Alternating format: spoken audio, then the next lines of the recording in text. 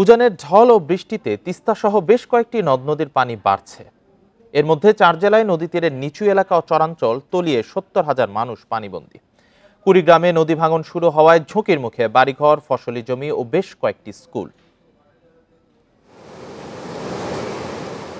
3 দিন ধরে উজানের ঢল ও বৃষ্টিতে তিস্তার পানি বাড়ছে। পানির চাপ সামলাতে খুলে রাখা হয়েছে ব্যারেজের সব জলকপাট। শনিবার রাতে রংপুরের কাউনিয়া পয়েন্টে বিপদসীমার ওপরে ওঠে তিস্তার পানি।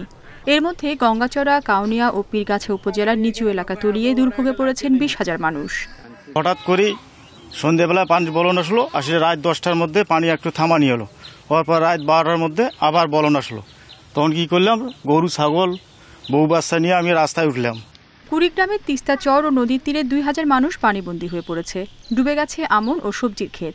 নদী ভাঙনের কবলে পড়েছে 7টি স্কুল, বিলীন হচ্ছে ঘরবাড়ি ও ফসলি জমি। হুট করিয়ে যে পানি ছাই দিয়েছে, আমার তো আবার ডুবে গেছে। এখন আমরা ওই চিন্তাতে এখন কি করি, বাড়ি ঘর সব তলায় গেছে, এখন কই থাকে না থাকে।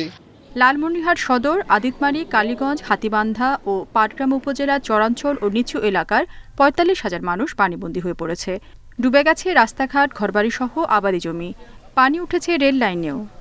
আমরা আন্দো নামতে পারি না, খাইতে পারি না, চকির উপরে উঠিয়েছি, আমরা ছাওয়া হাতে বকে ধরিয়েছি। পানি ঘর ঢুকে গেছে। এখন আমরা কষ্ট করে 3টে গরু কিনছি, 3টে গরু আমার 2 লাখ টাকা হইবে। এই সারাইতে আমি ঘুম না করিয়ে গরুর গোল ঘরে পানি আমরা আইল বান্ধে পানি ছেড়ছি। নীলফামারীর ডিমলা ও জলঢাকা উপজেলার 10 ইউনিয়নের তিস্তাপাড়ে ধান ও সবজি ক্ষেত তলিয়ে ক্ষতির মুখে কৃষক। বন্যা ও নদী ভাঙনের আশঙ্কায় প্রস্তুতি রাখার কথা জানিয়েছে পানি উন্নয়ন বোর্ড। রেশমী নন্দী, ইন্ডিপেন্ডেন্ট নিউজ।